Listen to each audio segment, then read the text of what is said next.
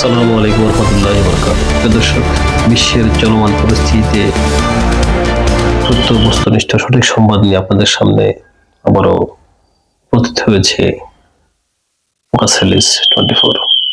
দর্শক, এই মুহূর্তে বিশ্বের সবচেয়ে আলোচিত যে টপ নিউজ তা হলো মার্কিন যুক্তরাষ্ট্র এবং দখলদার রাষ্ট্র মিলে ইরানের একজন বিশেষ ব্যক্তিকে খুঁজছে।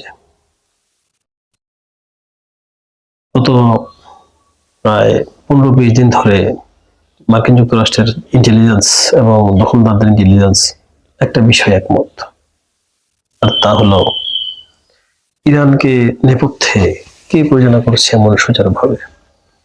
তারা ইরানের এতগুলি লোককে মেরে ফেললো, আয়াতুল্লাহ আলী খামেনি সহ প্রায় 20-25 জন ইরানের সুপ্রিম লিডার, সর্বশেষ যাকে সবচেয়ে ট্যালেন্টফুল লিডার মনে করত এই ইন্টেলিজেন্স বাহিনী, তিনি হচ্ছেন ইরানের কেন্দ্রীয় সিকিউরিটি কাউন্সিলের সেক্রেটারি ডক্টর আলী লারিজানি। তার ভেবেছিল তার ব্রেনেই মনে হয় ইরানের সমস্ত সেটিংগুলি রয়েছে, ইরান তার ব্রেন নিঃসৃত সেটিং থেকেই সবকিছু পরিচালনা করছে এবং যুদ্ধ পরিচালনা করছে নিখুঁতভাবে। একটা পর্যায়ে তাকেও খেয়ে দিল, কিন্তু এখনো পর্যন্ত ইরানের ভেতর থেকে যে সমস্ত সিদ্ধান্তগুলি আসে, যে সমস্ত কাজগুলি এত সুচারু এবং গোছালোভাবে তারা করছে, এর পিছনে কে থাকতে পারে। তারা সন্দেহ করেছিল আইলারি জানিকে, তারপর তাকে মারার পর সন্দেহ করছে মুস্তফা আলী খামেনিকে, যিনি বর্তমানে সর্বোচ্চ ধর্মীয়তার পদে বসে আছেন। কিন্তু আসলে মুস্তফা খামেনিও অনেক অনেক গুরুতর অসুস্থ, যদিও তাকে মার্কিন যুক্তরাষ্ট্রের গোয়েন্দা বাহিনী এবং ইসরায়েলের গোয়েন্দারা খুঁজে পাচ্ছে না। তিনি হয়তো কোথাও কোনো জায়গায় গোপনে অথবা কোনো বাংকারে চিকিৎসা নিচ্ছেন, তিনি কিন্তু গুরুতর আহত। এটা স্পষ্ট তারা যে অর্থাৎ মার্কিন বাহিনী এবং ইসরায়েলের দখলদারদের, আমি আসলে নামটা নিয়ে ফেলেছি বলে, কারণ এই নামটা নিলে কিন্তু আমাদের চ্যানেলটি ডাউন হয়ে যায়। দর্শক, দখলদার বললে আপনারা বুঝে নেবেন, এই দখলদার এবং মার্কিন বাহিনীদের ইন্টেলিজেন্সরা একটা বিষয় একমত যে মোস্তফা খামেনি আর যাই হোক তিনি খুব গুরুতর অসুস্থ অবস্থায় মোস্তফা খামেনির দ্বারা পুরো একটা দেশকে যুদ্ধ অবস্থায় পরিচালনা করা সম্ভব নয়। তাহলে কে এই ব্যক্তি যে পিছন থেকে ইরানকে প্রতিটা ডিসিশনে, প্রতিটা কাজে এমন সুচারুভাবে সুনিপুণভাবে লিডিং দিচ্ছেন, যার জন্যই মূলত তারা ভিতর অত্যন্ত ব্যাকুল এবং তার চেহারা এবং তার নামটা তারা জানতে চায়। দর্শক, জানেন যে মার্কিন প্রশাসন এখন, বিশেষ করে ডোনাল্ড ট্রাম্প, বারবার ধর্ণা দিচ্ছেন, চাপ দিচ্ছেন বিশ্বের বিভিন্ন নেতাদের কাছে। তারা পেছনের দরজা দিয়ে খুব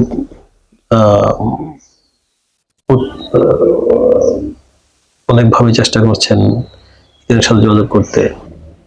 তারা ধর্ণা দিয়েছেন পাকিস্তানের কাছে, ধর্ণা দিয়েছেন মিশরের কাছে, ধর্ণা দিয়েছেন এরদোয়ানের তুরস্কের পররাষ্ট্রমন্ত্রীর কাছে। তাদের একটাই উদ্দেশ্য, তা হলো ইরানের সাথে তারা একটা টেবিলে বসায় কথা বলা। এর ফাঁকে একটা বড় উদ্দেশ্য হলো ইরানের এই মুক্ত লিডারকে তার পরিচয় নেওয়া। দর্শক, আপনারা জানেন যে ইরান এই ভুল কাজটি হয়তো আর করবে না, কারণ দখলদার এবং আমেরিকার একটাই নিশানা যে ইরানের যারা লিডার আছে তাদেরকে একেবারে চিরতরে শেষ করে দেওয়া। তারা একটা বিষয় ভালো করে বোঝে যে সাপ যত বড়ই হোক, তার বীজ যদি ফেলে দেওয়া হয় বা তার মাথা যদি কাজ না করে, তাহলে সে সাপের উপরে আর কোনো ভয় নেই। তারা ইরানকে তাদের শত্রু মনে করে এবং ইরানকে সাপের চাইতেও ভয়ঙ্কর কিছু তারা মনে করে, যার জন্য ইরানের সমস্ত মাথাগুলিকে তারা খেয়ে দিচ্ছে। যাতে ইরান আর শত শত বছরেও যাতে মাথা তুলে দাঁড়াতে না পারে।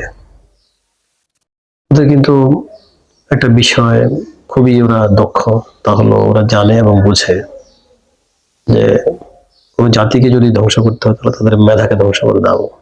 মেধা ধ্বংস করে দিলে সে জাতি আর মাথা তুলে দাঁড়াতে পারে না। আপনারা দেখেছেন যে আমাদের এই ভূখণ্ডেও কিন্তু ব্রিটিশরা প্রায় 194 বছর শাসন করেছে। আর তাদের এই শাসন এত লম্বা এবং দীর্ঘ করার কারণ হলো আমাদের দেশে তারা দুটো জিনিসকে শেষ করে দিয়েছে।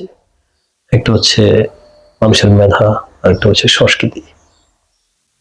মেধা শেষ করেছে সমস্ত স্কুল, কলেজ এবং ধর্মীয় পাঠাগারগুলি, ধর্মীয় শিক্ষালয়গুলিকে তারা ধ্বংস করে দিয়েছে, এবং যে সংস্কৃতি আছে সেই সংস্কৃতির চর্চা কেন্দ্রগুলিকে তারা শেষ করে দিয়েছে। কোন জাতি যদি শিক্ষা গ্রহণ করতে না পারে তাহলে সে জাতির মেধা কখনো বিকাশ পায় না, মেধা কখনো কার্যকর হয় না। দর্শক, ইরানকে ঠিক এভাবেই বেছে নিয়েছে, যুগের পর যুগ ইরানকে পরিচালিত করে রাখার জন্য ইরানের মেধাগুলিকে খেয়ে দেওয়ার সিদ্ধান্ত নিয়েছে বহু আগে থেকেই। সেই সিদ্ধান্ত অনুযায়ী ইরানের বহু বড় বড় লিডার, কমান্ডার মোস্তফা খামেনি সহ তার আগে পরে ওইজনকেই কিন্তু তারা সফলতার সহিত শেষ করতে পেরেছে। এবং এই কাজে তারা নিজেদের একজন কমান্ডারের যদি প্রাণও যায় তারা বিন্দুমাত্র বিচলিত হবে না। তারা মনে করে আমাদের একজন সৈনিকের প্রাণ গেছে, সেটা বড় কথা নয়, কিন্তু ইরানের সুপ্রিম লিডার টাইপের একজনের হত্যা করতে পেরেছে, এটা হচ্ছে তাদের কাছে সবচেয়ে বড় ঋষি পাওনা। দর্শক, ইরানের এই গুপ্ত লিডারটা কে আসলে? আপনারা কি মনে করেন? আপনাদের মন্তব্য আমাদের কমেন্টে জানান। আর এই দুটো দেশের জঘন্য বাহিনীগুলো যদি সত্যি সত্যি ইরানের মধ্যে এমন কেউ থেকে থাকে এবং তাকে যদি প্রকাশ্য আনতে পারে আলোচনার নাম করে, তাহলে তারা একটা কাজ করতে দ্বিধা করবে না।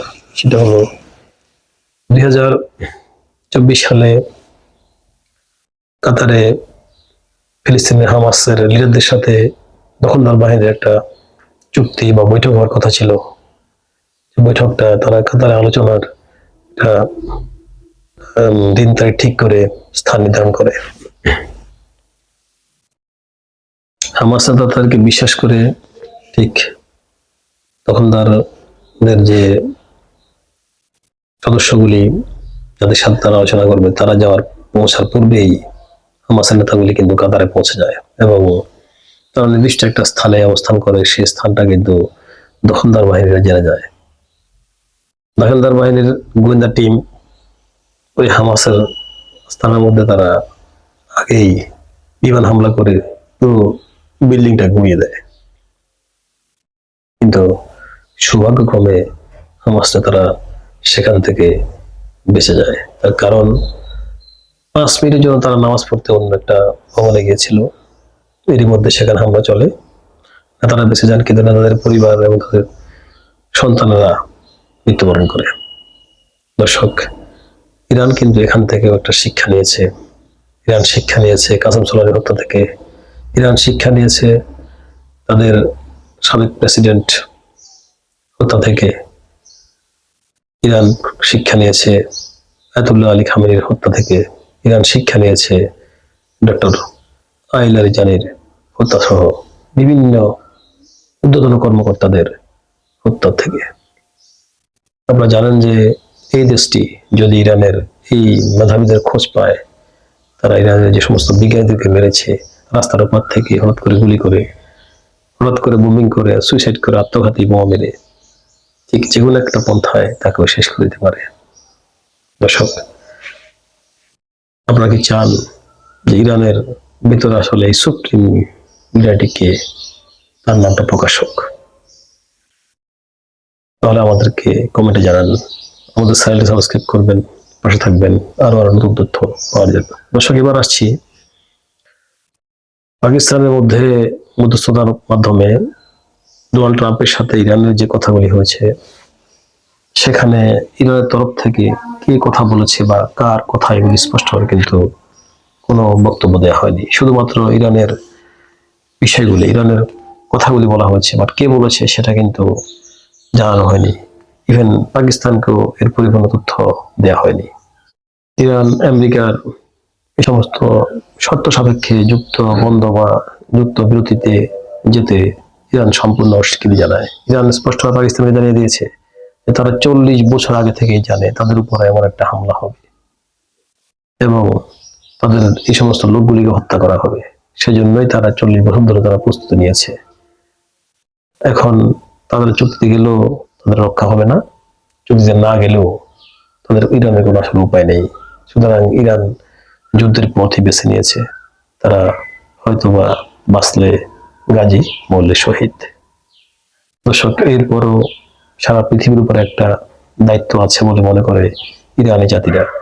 সে লক্ষ্যে ইরান তাদের যে শর্তগুলি দিয়েছে, সেই শর্তগুলি যদি আমেরিকা মেনে নেয়, হয়তোবা ইরান যুদ্ধ বন্ধ বা স্থায়ী বন্ধের চুক্তি আসতে পারে। তার মধ্যে 1 নম্বর কথা হলো, ইরান সামনে যে কোনো আলোচনায় যাক না কেন, ইরান যুদ্ধ থেকে পিছপা হবে না। তবে আলোচনার মধ্যে ইরান বিশ্বের আরো বড় বড় রাষ্ট্রগুলি এবং জাতিসংঘকে পর্যন্ত উপস্থিত থাকতে হবে বলে ইরান শর্ত জুড়ে দিয়েছে। কারণ আমেরিকার কোনো কথাই তার বিশ্বাস করতে রাজি নয়। ইরান বলেছে ট্রাম্পের সাথে তারা বহুবার বসেছে, কিন্তু ট্রাম্প আলোচনার টেবিলে বসে থেকেই তাদের সাথে মির্জাফরি করেছে, তাদের সাথে বেইমানি করেছে, আলোচনায় থেকেও তাদেরকে আক্রমণ করেছে। পাশাপাশি ইরান পাকিস্তানের হাতে একটা তাদের সম্ভাব্য ক্ষয়ক্ষতির হিসেব তারা তুলে দিয়েছে। সেই হিসেবটি দর্শক আমি আপনাদের সামনে উপস্থাপন করেছি। দর্শক, ইরান বলেছে এ পর্যন্ত তাদের প্রায় 82,500 ঘর বাড়ি, সরকারি এবং বেসরকারি স্থাপনা বা অবকাঠামো ধ্বংস হয়েছে। এর মধ্যে 62,400 আবাসিক বাড়ি আর 19,800 বা তার চাইতে একটু বেশি বাণিজ্যিক ভবন রয়েছে। দর্শক, আমেরিকা এবং দখলদার রাষ্ট্রতে মিলিয়ে সবচেয়ে বেশি আক্রমণ করেছে কিন্তু তেহরানে। আর এই তেহরানে তারা বম্বিং করে ধ্বংস করেছে 25,200-র চেয়েও বেশি ঘর বাড়ি ও বাণিজ্যিক ভবন। এছাড়াও তারা ধ্বংস করেছে 281টি হাসপাতাল, 481টি স্কুল, 46টি অ্যাম্বুলেন্স এবং অগণিত বিভিন্ন সার্জিক্যাল গাড়ি। 1300-রও বেশি নিহত হয়েছে ইরানে মানুষ। ধারণা করা হচ্ছে নিহতের এই সংখ্যাটা কিন্তু ইরানে আরো বাড়তে পারে। আর এর মধ্যে 210টি আছে শিশু। দর্শক, এই শিশুরা তো কোনো দোষ করে, তারা নির্দোষ। তাদেরকে স্কুলে বোম্বিং করে 210টা শিশুকে একসাথে মেরে ফেলা হয়েছে। এর বাইরে বিভিন্ন বাসা বাড়িতে যাদের যে সমস্ত শিশুগুলি হত্যা করা হচ্ছে, তাদের সংখ্যাটা হয়তো আরো তালিকায় যোগ হতে পারে এবং সংখ্যা আরো লম্বা হতে পারে। আহত আছে প্রায় 1500-র বেশি মানুষ। দর্শক, ইরানের এমন ধ্বংসের পরও ইরান কি তারা যুদ্ধ বন্ধ করে আলোচনার টেবিলে আবারও আমেরিকা এবং দখলদারকে বিশ্বাস করবে? দর্শক, কি মনে করেন? মন্তব্য আমাদের কমেন্টে জানান। সারা বিশ্বে দর্শক একটাই এখন সর্ববৃহৎ অস্ত্র, যে অস্ত্রকে সব দেশই ভয় পায়, তা হলো পারমাণবিক অস্ত্র।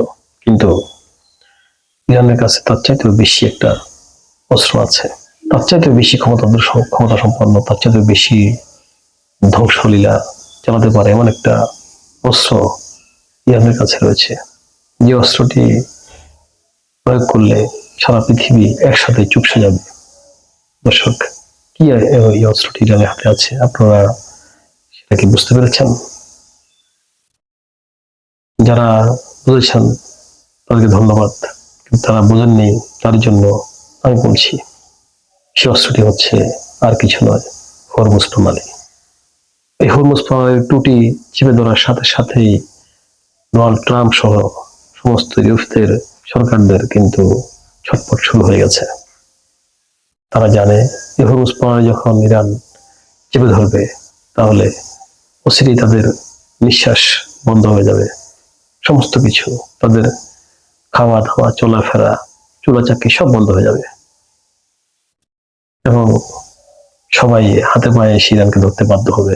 আর এই হরমুজ প্রণালী যাতে ইরান বন্ধ করতে না পারে, অর্থাৎ তাদের গলা চিপে ধরতে না পারে, সেজন্য ইরানকে আগে থেকে শেষ করে দেওয়ার জন্য যাবতীয় পরিকল্পনা করছে ডোনাল্ড ট্রাম্প।